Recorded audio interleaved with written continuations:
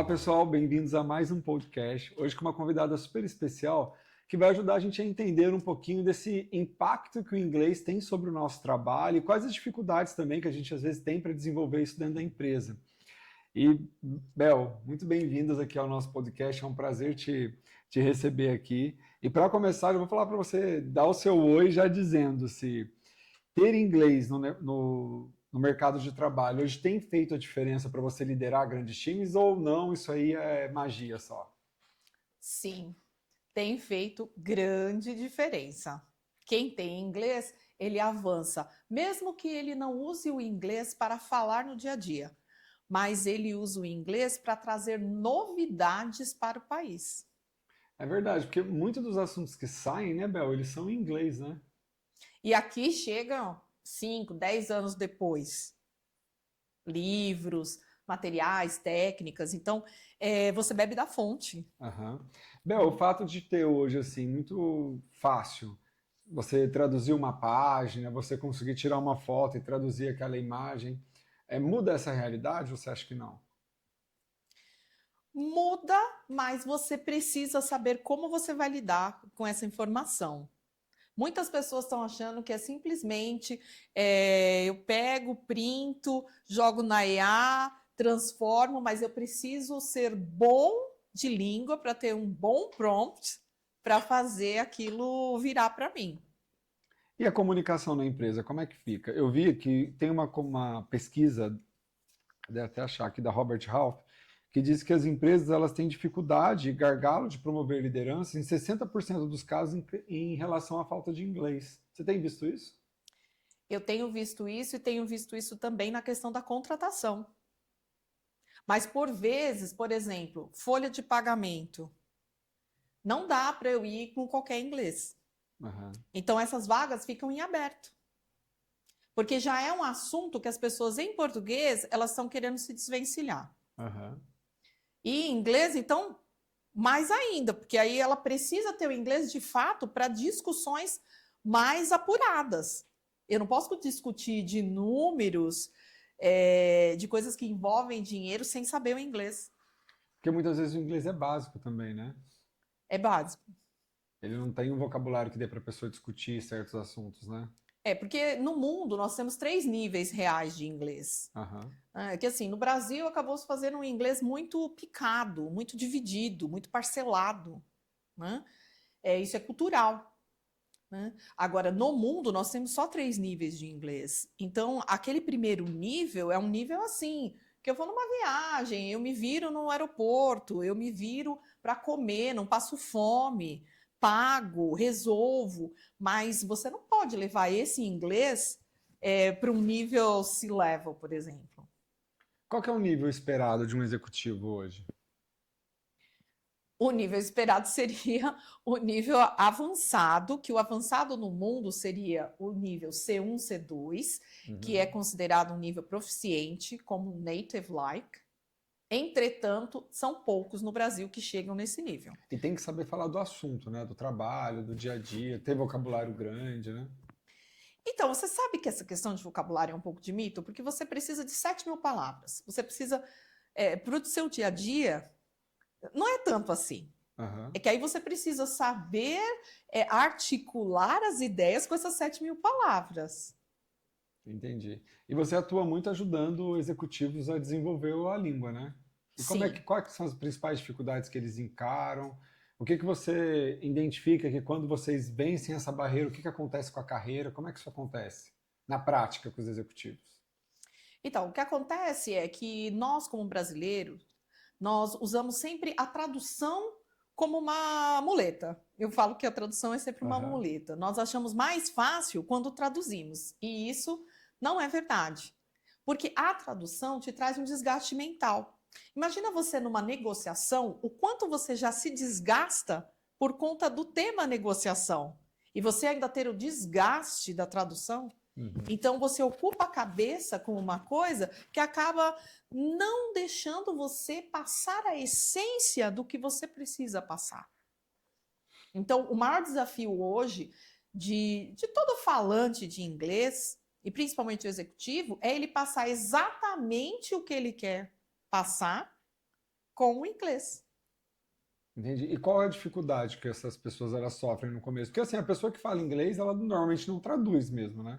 Na cabeça, ela só fala. Não, deveria ser assim, mas geralmente Aham. as pessoas traduzem. É mesmo as pessoas que têm certa fluência? Dependendo da pessoa, ela consegue traduzir uns pedaços, ela consegue ir se livrando, né? Uhum. Mas o ideal é que ela trabalhasse técnicas que apoiassem para não ficar traduzindo, mas que ela tivesse estratégias, né? Isso que eu trabalho, foi isso que eu criei um método para isso. Conta aí um pouquinho do método. Então, eu criei um método juntando várias técnicas do mundo, né? Esse Aham. método é um método para falar em público com confiança, então é o Public Speaking Mastery, PSM. Aham. E aí, nesse método, a pessoa tem técnicas que ela usa para poder falar por exemplo, caso, ela vai contar um caso, um projeto, ela pode usar o STAR Method, que é um acrônimo, né? Que é situação, a tarefa, a ação e o resultado. Então, quando eu coloco dentro de um framework um assunto que eu quero falar, eu vou quebrando e eu vou me desvencilhando da tradução. Porque para cada uma das letras do acrônimo, por exemplo, quando eu faço preparação, eu tenho perguntas para cada uma das letras. Então, a pessoa ela direciona. Então, ela fala da situação, ela fala do papel dela, ela fala da ação. Então, ela vai seguindo aquele script. Então, é mais fácil? É mais cômodo traduzir? É, mas não é o mais eficaz, porque imagina você ocupar o seu cérebro, que luta para poupar energia, você ocupa com a tradução e Uhum. ainda ocupa com você ter argumentos que casem com o inglês que você pode falar. Sim, porque às vezes seu vocabulário não atende aquilo que você quer dizer, né? Por isso que você precisa ter técnicas e, além disso, você precisa praticar. Porque a gente sabe, né, que as situações elas se repetem. Né? Por exemplo, eu cito muito negociação, porque negociação é uma coisa que eu preciso ter em inglês suficiente. Uhum. Eu estou com um mentorado agora que ele vai trabalhar só a parte de negociação. Por quê? É um account executive. Um executivo de contas. Ele precisa negociar. Aham. Ele precisa ter argumentos. E se o inglês for a barreira, se ele usar a tradução na hora para fazer, como que ele vai ser mais firme no argumento dele? Né? Então, precisa de técnicas. Né? Sim. E como que a empresa tem feito para desenvolver isso dentro da empresa hoje em dia? Só mentoria ou tem outros caminhos? Então, o que acontece é que, assim, as empresas estão começando a acordar que existe um nível real de inglês, que são esses 6 níveis, na verdade são 3 níveis, 6 níveis, porque nós temos 3 níveis, básico, intermediário e avançado, e dentro de cada um desses níveis a gente tem 2 subníveis. Então, as empresas estão começando a contratar pessoas, profissionais ou empresas que fazem essa avaliação do nível de inglês real. Até porque o candidato normalmente ele é sempre um nível abaixo do que o que ele fala, né? Se ele fala um intermediário, ele é um básico. Se ele fala um fluente, ele é um Mas intermediário. essa confusão também, ela acontece porque no Brasil, cada curso que você vai, cada lugar que você vai, fala um nível diferente. Mas eu acho que ele sempre dá um up também no nível de inglês dele. Sim, a pessoa sempre dá um up, mas eu não culpo muito a pessoa, porque o sistema é assim, então ela vai na escola X, ele é intermediário, ele vai na outra, ele é lower intermediate, mas aí ele pensa, o que é lower intermediate? Aí ele se enquadra naquele E ele não sabe o que ele fala. Né? A própria tradução no LinkedIn não está adequado. Uhum. A parte que fala do inglês. Então a pessoa escolhe lá, ele não sabe, ou ele escolhe avançado, mas ele fala, mas eu não sou exatamente avançado, mas eu também não sou básico. Então as traduções, às vezes, do que é o nível também deixa a pessoa confusa.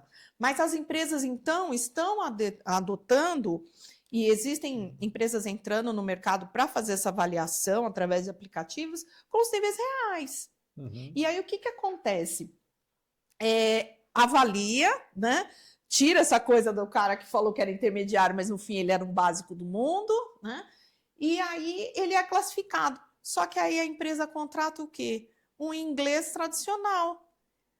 Então, eu estou vendo o movimento O inglês de curso. o inglês de curso. E aí, o inglês de curso, ele não abraça o real. Uhum. Eu O me dia a dia, lembro que quando eu dei aula numa das maiores escolas do Brasil de inglês para executivos, eu lembro que uma vez, e olha que lá já tinha uma outra visão naquela época, 10 anos atrás, 15 anos atrás.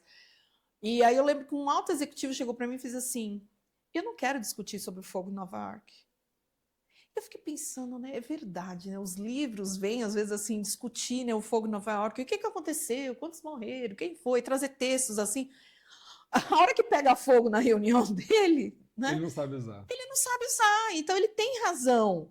E você vê, assim, as pessoas hoje em dia, as empresas, elas estão avaliando já da maneira correta, que são os níveis reais, porém, não estão usando o curso com o inglês funcional, o inglês do dia a dia, o inglês de reuniões, de apresentações, né?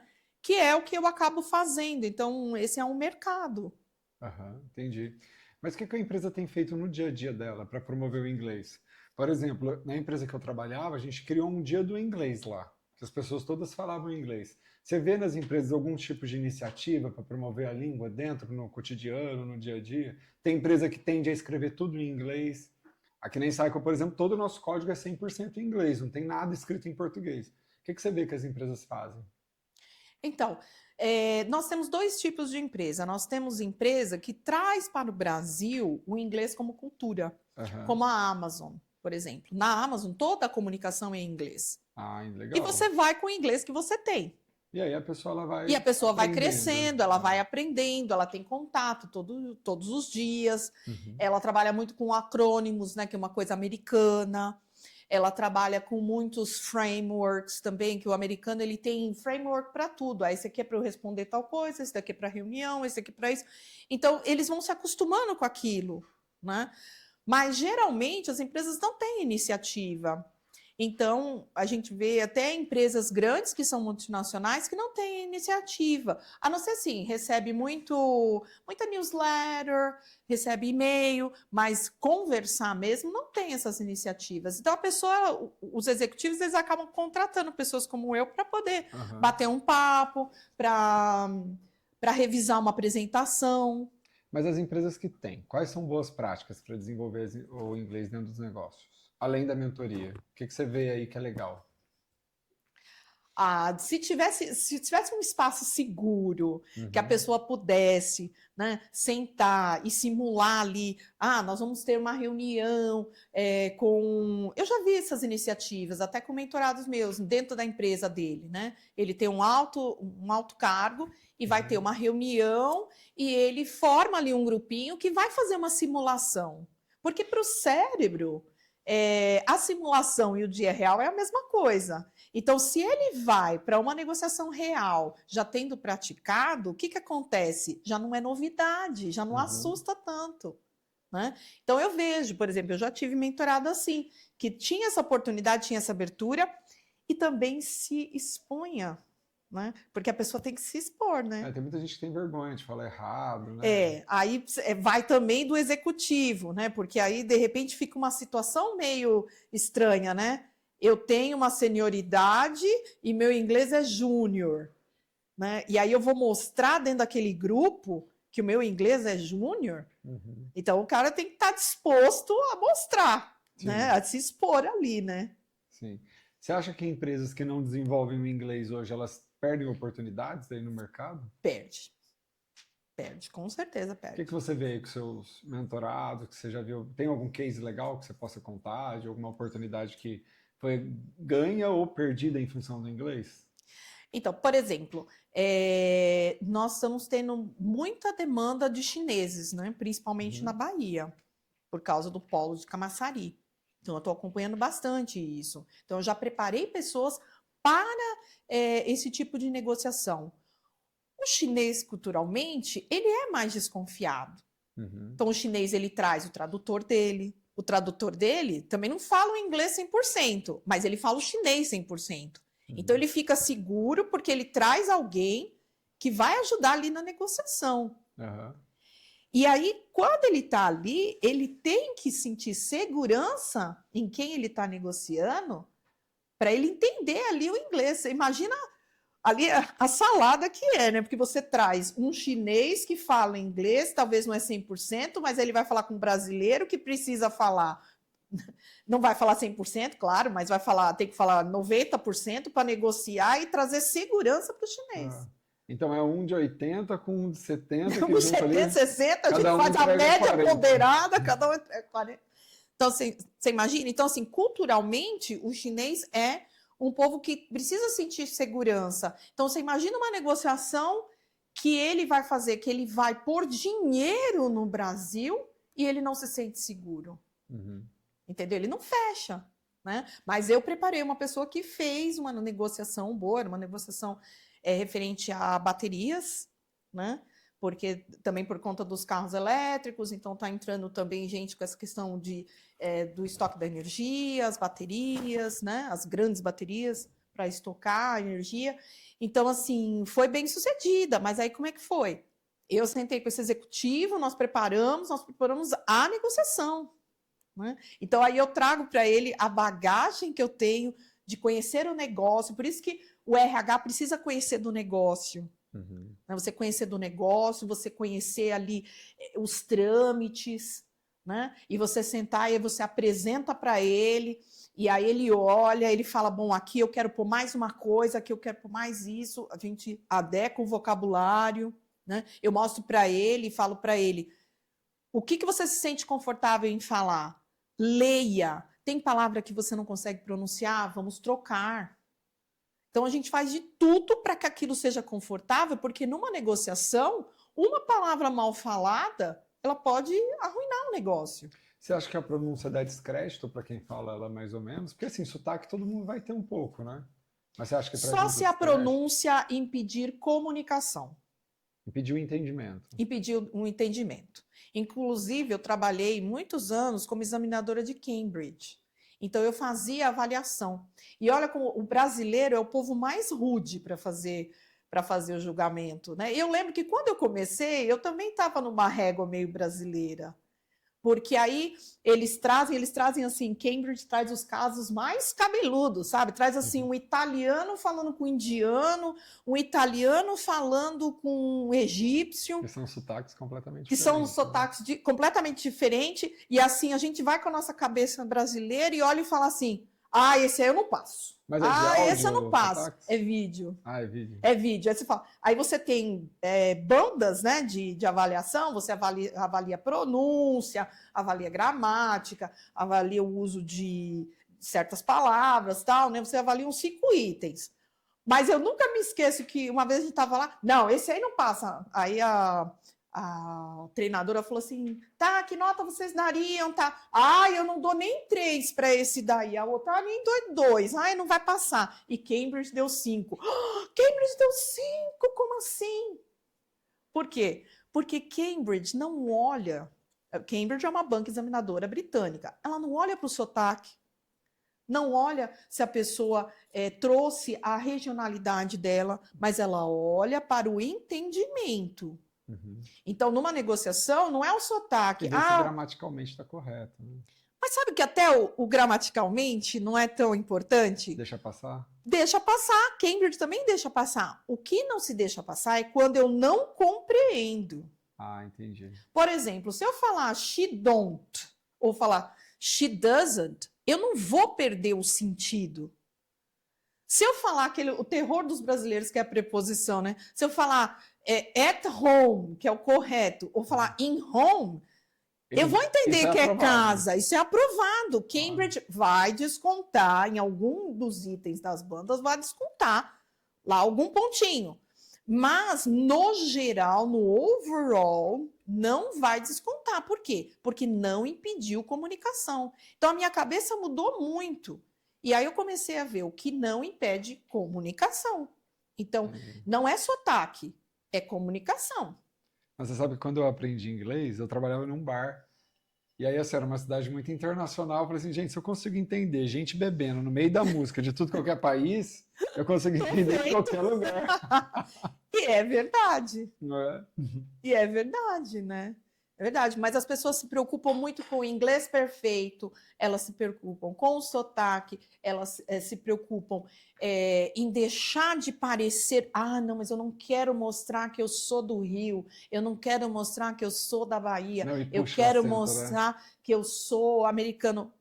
Mani nascendo de novo. Eu vejo baiano falando inglês, carioca falando inglês e puxa o sotaque do Rio, E tá tudo do bem, baiano, o né? italiano também puxa. Sim, todo mundo vai puxar. Mas é engraçado como no Brasil a gente com os diferentes acentos que a gente tem, as pessoas puxam para aquilo. Agora, assim, tem gente que gosta, eu acho bonito, falar bonito, eu quero entender a pronúncia, eu passo isso para os meus mentorados, mas isso é uma característica minha, porque eu gosto. Eu gosto. Eu gosto de ser elogiada. Semana passada eu fui elogiada por um americano. Estou fazendo um currículo de um americano. E aí ele Aham, falou assim para mim: como assim? Você nunca veio aqui? Você é, sabe, ele ficou meio assim sem entender, né?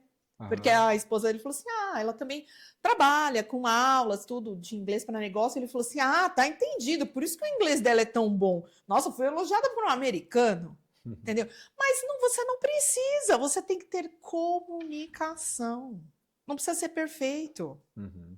O próprio chinês, quando a Shopee chegou no Brasil, eu tive uma recrutadora, né, que fez uma preparação comigo, e ela tinha um perfil comportamental muito assim, comunicador influente. Então ela ia mesmo com Shidu, Shidan, Shiar, Ayar, Aiz, ela ia do jeito que fosse.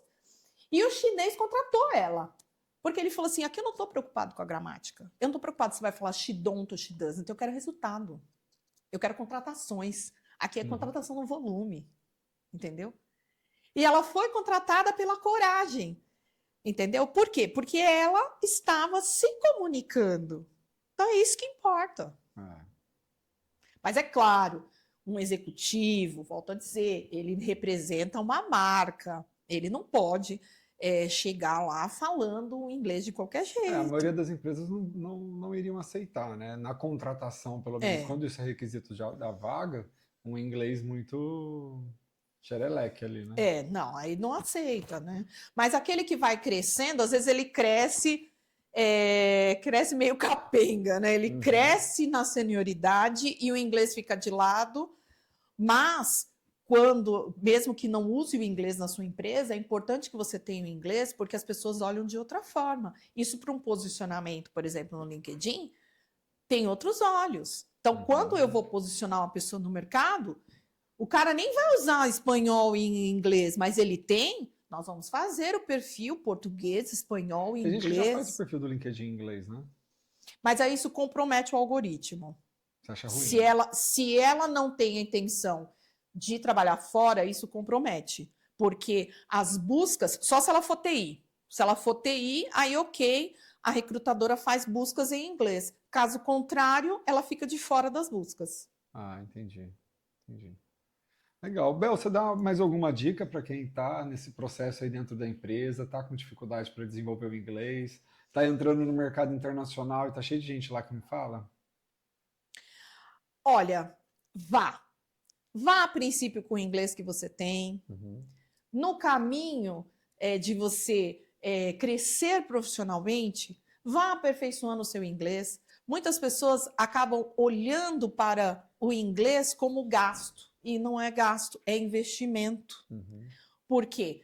Porque você vai crescendo, você faz cursos para crescer na senioridade em português e você deixa o inglês de lado.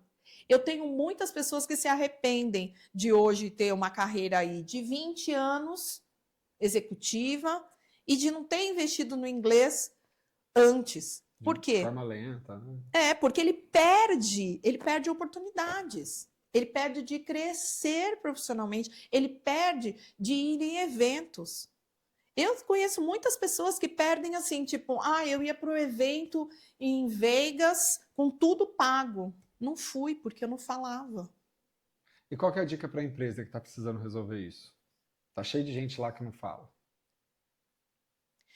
Olha, para o inicial, você pode fazer um curso tradicional, porque, na verdade, quando a gente vai fazer a parte do inglês mais funcional, a gente precisa ter um conhecimento básico do inglês. Então, o importante é começar.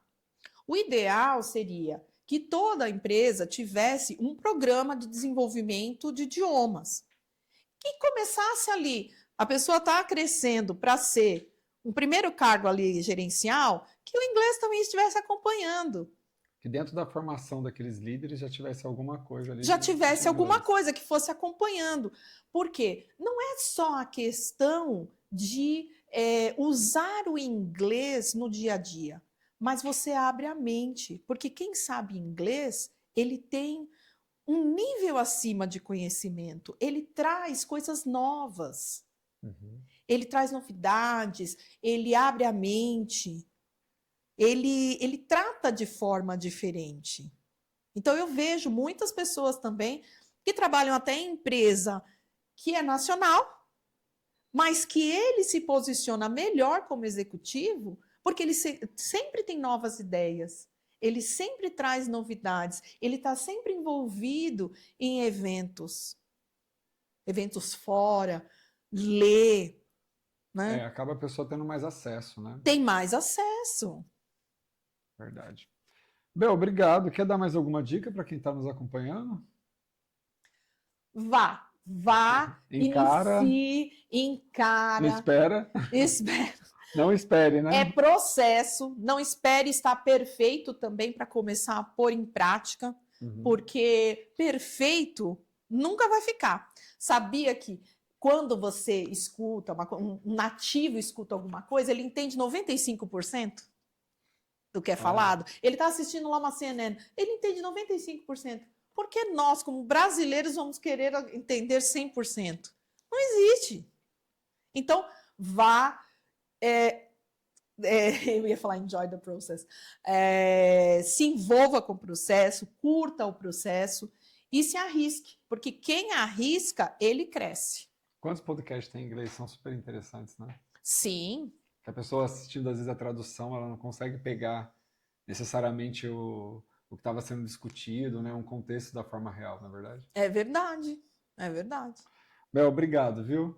Adorei, eu que agradeço. Achei esse assunto super legal, porque eu acho que muita empresa deixa de lado e ela só descobre que isso traz prejuízo quando ela tem oportunidades que ela não pode aproveitar, às vezes de participar de programas internacionais, de se fundir, ter parcerias com empresas que estão vindo para o Brasil. E aí, como ela não tem um time preparado, ela acaba perdendo essas oportunidades. Já vi isso muito acontecer. Então, é algo que as empresas realmente precisam cuidar no dia a dia. É verdade. Muito dinheiro aí ficando sobre a mesa. É verdade. Bel, obrigado. Espero que você venha mais vezes aqui com a gente. Com certeza. Tem uma aula sobre a Bel aqui embaixo. Clica aqui embaixo para vocês acompanharem. Falando um pouco sobre essa questão do posicionamento, sobre como o inglês interfere aí na sua carreira. Não deixe de assistir, de acompanhar, né, Bel? Em breve teremos outras, né? Com certeza. E até o próximo podcast com mais convidados especiais, falando sobre como desenvolver aí a sua empresa, seu RH, para que ele seja cada vez mais extraordinário.